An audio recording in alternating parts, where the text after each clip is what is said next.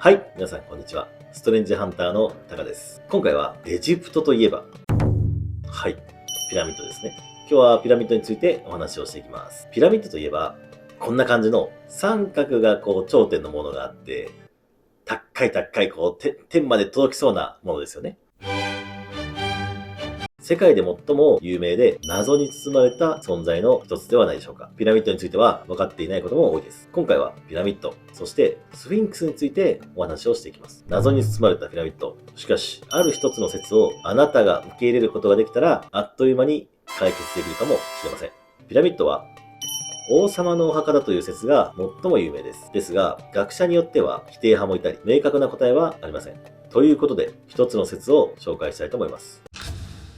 受け入れるかどうかは、あなた次第です。ダッサ。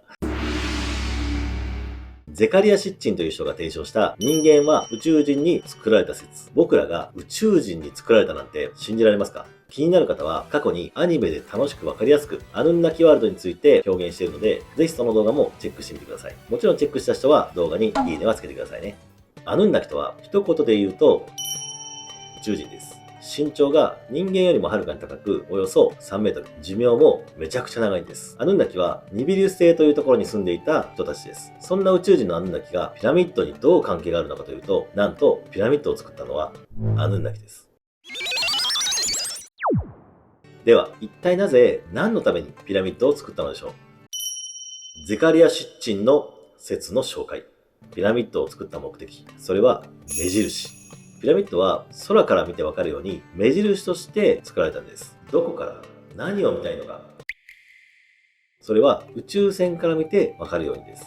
では、何の目印か。それはアヌンナキが乗っている宇宙船の基地の場所を知るための目印です。基地の場所の目印とするために現在ある場所に作られているんです。その目印の場所とは、一つはアララト山です。ピラミッドとアララト山の間に基地があるということを示しています。アララト山というのは、あの有名なノアの箱舟が漂着した場所です。この目印、今、この現代の世界でもあるものに使われています。例えば、船です。船というのは大海原を行き来しているわけですけども、港に入っていくときには、定められた航路を進んでいきます。その航路の目印になっているのが、緑と赤の目印なんです。緑と赤の目印を見ながら、その間を通りなさいよっていう風に船では定められてるんですね。これと同じようにピラミッドとアララト山、これを目印にしてアヌンナキは飛んできたわけです。宇宙船の基地の目印を一発でドーンと作ったわけではなくて、アヌンナキの一人が偉いさんのアヌンナキにこんな感じでどうですかねって言って作ってみせたのがギザのピラミッドの近くにあるちょこんと小さく存在しているミニピラミッドというわけです。アヌンナキの世界にもまずはプレゼンが行われたんですね。そしてそのプレゼンを見た偉いさんのアヌンナキが、おー、ええやん。これ分かりやすいやん。これのでかいやつやったらいい感じに目印になるんじゃないということで作られたのがでっかいピラミッド2つです。クフ王とかカフラー王のピラミッドだとか、そんな風に今では言われています。そして、このピラミッドはアヌンナキの技術によって石を切ることのできる道具を使って作られました。しかし、皆さんの想像するような石を切る道具ではなかったと思います。この石は一つあたりおよそ200トンあったというのが驚きですよね。200トンといえば普通自動車約130台くらいの重さです。さらにこのピラミッドは目印を示していただけでなく、アヌンナキの故郷のニビリュー星へ金を運ぶ施設としても利用されていたんです。アヌンナキは金を使い、彼らの本拠地であるニビリュー星を修復していました。作った当初はもちろんお墓のつもりではありませんでした。このピラミッドをお墓だと信じている方、これは間違いなんです。天文学からの見識。では、これを現代の技術に当てはめてみましょう。アヌンナキが作ったピラミッド、天文学の視点で見るとめちゃくちゃ緻密に作られています。ピラミッドの底の部分、めちゃくちゃ綺麗に地球の東西南北を表しています。クフ王のピラミッド、地球のサイズを小さくしたサイズなんです。地球を43,200分の1の割合で小さくしたものとぴったりなんです。この43,200っていう数字も意味があるんじゃないかって思いますよね。そう思ったあなた、天才です。実はこの数字にも意味はあります。43,200歳差運動というのを考えての数字になったと天文学的には見られています。歳差運動というのは地球が運動しているということです。地球って少し傾いていますよね。これは理科で習ってますよね。その傾いているのがコマみたいにくるくるくるってゆっくり回っているんです。次はピラミッドの内部に着目してみましょう。ピラミッドの中には通気口と呼ばれる4本のシャフトが通っています。このシャフトも星に合わせて作られています。この合わせにいった星座や星にもそれぞれ意味があります。再生と不滅とか、妊娠と解体、女神と主神、そんな風に言われています。どうでしょうか？謎に包まれているピラミッドですが、分かっているだけでもとても精密に作られているということが分かりますよね。宇宙から見て分かるようにするのであれば、星座を中心に考えることがベストであったということが分かります。今よりもはるかに高度な技術を持っていたということが伺い知りますよね。アヌンナキはやばいです。天才なんですね。今の地球人と比べてはいけないんですけども、はるかに知能を持った宇宙人だということが分かります。スフィンクスとは、ここまではピラミッドについてのお話をしてきました。ゼカリア・シッチンが唱えている宇宙基地の目印という説でしたね。天文学的に見ると精密に作られ、高度な技術を持っていたということが分かりました。ほな、スフィンクスは何やねんっていう風になりますよね。スフィンクスとは、体は獅子、つまりライオンですね。そして、顔は人間。ピラミッドと一緒にエジプトという国を象徴するものとしてもとても有名です。ゼカリア・シッチンはスフィンクスについても言及しています。ゼカリア・シッチンの説。ピラミッドを作った宇宙人のアヌンナキ。この建造物を後世の人が見たら、誰が何のために作ったのか疑問に思うだろうと考えました。いやー、アヌンナキめちゃくちゃ考えてますね。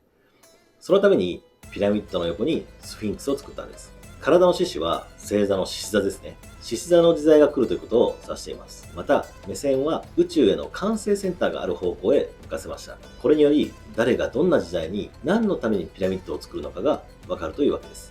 というわけで、スフィンクスの顔はピラミッドを設計したニビル人のニンギシュジッタさんの顔になりそうになりました。なりそうになったということはなってない。そう、スフィンクスの顔はピラミッドの設計者のニンギシュジッタさんではないんです。このスフィンクスの顔にするということで、アヌンナキ同士で揉め事が起こりました。知能が進んだアヌンナキでも揉め事をするって結構親近感湧きますよね。さすが人間の祖先ですね。ピラミッドができた記念として後世にも残すように作られるスフィンクス。その設計者であるニンギシュジッタさんにしようとなった時にストップをかけたアヌンナキがいました。それはマルドゥクさんです。マルドゥクさんはアヌンナキの偉いさんの息子の一人でした。彼はお父さんに、お父さん、昔僕に地球の支配権くれるって言ったやんな。地球の支配権どころか、記念碑の顔という栄誉あることにさえ僕は選ばれへんねや。と言いました。マルドゥクの功績を調べていくと、そうなるでしょうねっていう感じなんですけど、この会話を聞いていたアヌンナキたちがざわざわしました。ワイにも領地くれや。わしも欲しい。という争いですね。そんなごたごたを収めるために、スフィンクスの顔をマルドゥクさんに急遽変更したということです。現代の技術からの見識。ここからは現代の技術や学問の視点から見ていきましょう。ゼカリア・シッチンが提唱している揉め事説。あながち嘘ではないかもしれないです。というのも、スフィンクスをよく見ると、顔と体のバランスに違和感があるんです。ピラミッドを天体と同化するかのように作る技術を持っているアヌンナキ。バランスがおかしいのは何か事情があったのではと思いませんか？スフィンクスは岩を削って作られています。顔を削っている途中に別の顔に変更しろって言われたら、それはちょっとバランスがおかしくなる原因になりそうではないですか？もしそうじゃないなら、アヌンナキはめちゃくちゃ小顔ということになりますよね。ちなみに、スフィンクスの目線の先に何があるか知っていますか？宇宙船の管制センターってさっき言ってましたよね。それはもうとんでもないものが見えてきそうですよね。基地なのか、イスラエルとか、はたまた明るい未来を見てるとか、スフィンクスが見てるの、それはケンタッキーです。はい。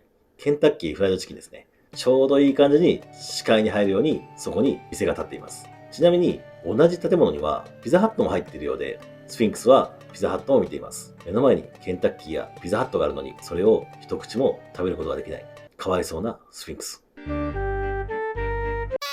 それはさておき、スフィンクスが見ているのは真東を向いています。そして来たる獅子座の時代。それはいつなのか。紀元前1万5000年前の頃だと言われています。その時代の春分の日、スフィンクスが向いている真東から太陽が昇り、そして日の出前にスフィンクスが見ている真東にある星座が獅子座というわけです。真東を向いているスフィンクスは獅子座を背景に昇ってくる太陽をガン見しているという考察ができるんです。ゼカリア・シッチの説って、いわゆる都市伝説とかとんでも論で紹介されていますが、案外あり得ると思います。それに、本当だと思っていても言いませんよね。宇宙人がピラミッドを作った。そんなことは言ってもなかなか信じられません。都市伝説やとんでも論だと言われるぐらいがちょうどいいのかもしれませんね。都合のいい歴史は教科書に載ります。でも、都合の悪い事実は皆さんの目に触れるところには現れません。それがこの世の仕組みです。それでは、今回はエジプトのピラミッド、そしてスフィンクス、さらにはアヌンナキの宇宙人の高度な技術についてお話をしました。本日もご視聴ありがとうございました。